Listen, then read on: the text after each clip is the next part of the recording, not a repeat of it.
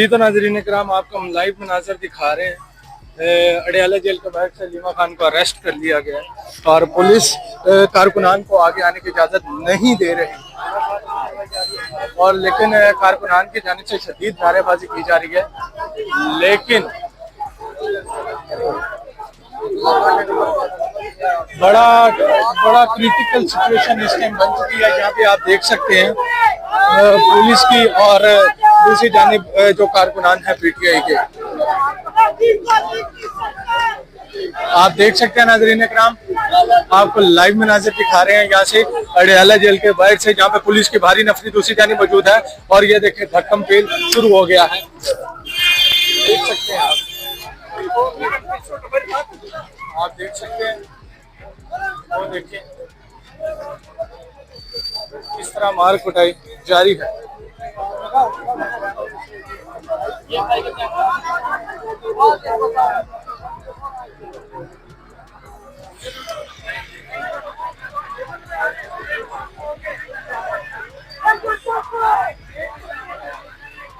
देखिए, आपने दहशतगर्दी की बात की, बड़ी अहम बात है और मेरी नज़र में जब आप दहशतगर्दी की बात करते हैं तो ये हम सबका मामला है और हम सब एक ही मौका एक ही चीज़ पे बात करनी चाहिए और वो यह कि दहशतगर्दी हमें खत्म करनी है।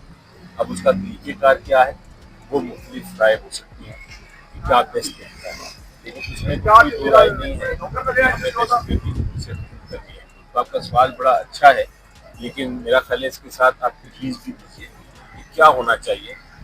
ऑपरेशंस भी होते हैं, वो भी एक तरीका है। उसके साथ साथ आप जो इलाकाई लोग हैं उनको भी बीच में इन्वॉल्व, उसके साथ साथ आप जो दहशतगर्दी का वजह है, क्या वजह है दहशतगर्दी की, आप बता सकते हैं बेहतर मेरे से।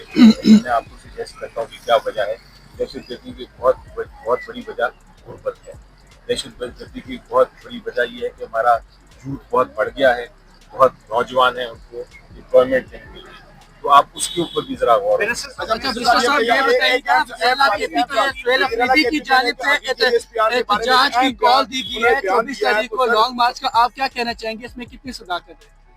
एक सवाल करेंगे जो अफजल की जानिब से कॉल आर्मी चीफ को फिर क्यों निशाना बनाया जाता है पीटीआई की जानिब से? लेकिन स्पेसिफिक तरमीम की मैंने आपको बात की, बड़ी कानूनी बात की, मैंने कहा कोई नाम किया। देखिए सर, एक बात तो ये बताइएगा कि वज़ीर-ए-आला केपी के सुहेल अफरीदी ने DKESPR के बारे में फ्लोर ऑफ द हाउस पे खड़े होकर एक बयान दिया। क्या उनको वज़ीर-ए-आला होने के नाते उनके बारे में इस तरह की बातें ज़ेब देती हैं सर? वो वज़ीर-ए-आला है। जहाँ तक आप वज़ीर-ए-आला का जो काम होता है, बड़ा जिम्मेदारी का काम होता है, उसमें बहुत सारी चीज़ें होती हैं। एक तो गवर्नेंस करनी है, अपनी जो सूबा है उसको चलाना है, जो सूबे के लोग हैं उनकी बेहतरी की लिए काम करना है और जो सूबे के हक हैं उनको बचाना है और सूबे में अगर अमन व अमान का इशू है उसके ऊपर बात करनी है। अगर कोई भी वो बात करते हैं, उसके अलावा उनकी सियासी बात भी कर सकते हैं, करना चाहिए उनको। एक सियासी जमात के चीफ मिनिस्टर हैं, ना सिर्फ प्रोविंस के बल्कि सियासी जमात के नुमाइंदे हैं। उसके बाद उन्हें अपने बानी जो हमारे चेयरमैन हैं इमरान खान साहब की बात करनी है, फिर उन्होंने उनकी रिहाई के लिए जो इक़दाम उठाने हैं उसकी बात करनी है। तो इतनी बड़ी मुख्तलिफ बातें हैं और मेरा ख्याल है आप उनको किसी तरह कदम नहीं लगा सकते। सर वो सारी और बात आपको बताऊं कि फ्लोर ऑफ द हाउस का क्या मतलब होता है। फ्लोर ऑफ द हाउस का मतलब आपको फ्लोर ऑफ द हाउस का मतलब ये, और आइन हमारा ये कहता है कि फ्लोर ऑफ द हाउस पे आके आप हर वो गुफ्तगू कर सकते हैं जो नेशनल इंटरेस्ट की। तो मेरा ख्याल है ये किसी पे कदम लगाना और कहना कि ये इसने ये बात की या ये ना करे, ये बात दुरुस्त नहीं। जो भी है वो बात करे, लेकिन दायरे एक शराफत के दायरे में रहेगी। सर 26 नवंबर के हवाले से केपी के वज़ीर-ए-आला ने इस्लामाबाद आने की कॉल दी है, उसमें कितनी सदाकत है? देखें, कॉल जो है इस्लामाबाद आने की कॉल, मैं भी खान साहब से मिलने की कोशिश कर रहा हूँ। मुझे जो आखिरी उनसे मुलाकात हुई थी डेट पहले, उस वक्त तक तो कोई किसी किस्म का उनकी इंस्ट्रक्शन या हदायत नहीं थी कि इस्लामाबाद में आना है, बल्कि उन्होंने ये बड़ा वाज़ेह तौर पे 4-5 बार मुझे बताया है कि इस्लामाबाद में आने का कोई ऐसी उनका इरादा नहीं है। तो आज बताएंगे, अगर मुलाकात हो सकी तो मैं फिर बाहर निकल के ये बताइएगा मुलाकातें उस तरह हो नहीं रही है जिस तरह पीटीआई चाहती है, लेकिन मुलाकात फहरिस्तों पे तनाज़ा चल रहा है पीटीआई में। दूसरी बात यह है कि जो एक फहरिस्त आई जिसमें सलमान अकरम राजा साहब का नाम रीराइट हुआ है, इस पर जरा वजाहत कीजिएगा। सलमान अकरम राजा साहब कोऑर्डिनेटर हैं नहीं है, क्या वजह है ये तनाज़ा सामने आया? देखिए, इतनी छोटी सी बात है लिस्ट की कि मैं अपने आप को समझता हूँ कि मैं इस सारी मामले से बहुत बालातर हूँ, और मैंने ज़िंदगी में आज तक ना किसी के खिलाफ बात की है ना करूँगा। मेरी कोशिश हमेशा ये रहेगी कि हमारी जो जमात है उसमें एक इत्तेहाद हो, हम एक ही पॉइंट पे आगे चलें। हो सकता है गलती से 2 लिस्ट उस पर आ गई हो, लेकिन आज तो एक ही लिस्ट है, तो आज की बात करें और बहुत शुक्रिया, थैंक यू सो मच। जी तो नाजरीन कराम, आपको हम लाइव मनाजर दिखा रहे हैं। अडयाला जेल के बाहर से लीमा खान को अरेस्ट कर लिया गया है और पुलिस कारकुनान को आगे आने की इजाज़त नहीं दे रही, और लेकिन कारकुनान की जानिब से शदीद नारेबाजी की जा रही है। लेकिन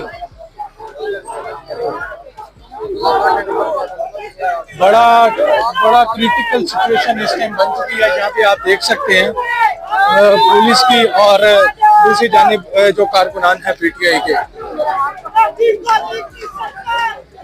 आप देख सकते हैं नाज़रीन इकराम, आपको लाइव मनाज़िर दिखा रहे हैं यहाँ से अडयाला जेल के बाहर से, जहाँ पे पुलिस की भारी नफरी दूसरी जानिब मौजूद है। और ये देखें धक्कम पेल शुरू हो गया है, देख सकते हैं आप देख सकते हैं। वो देखिए इस तरह मार कुटाई जारी है।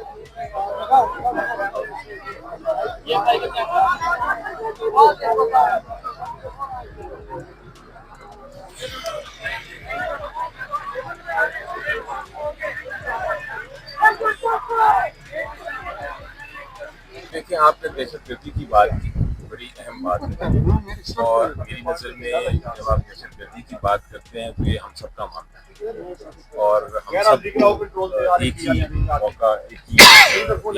पे बात करनी चाहिए, और वो यह कि दहशतगर्दी हमें खत्म करनी है।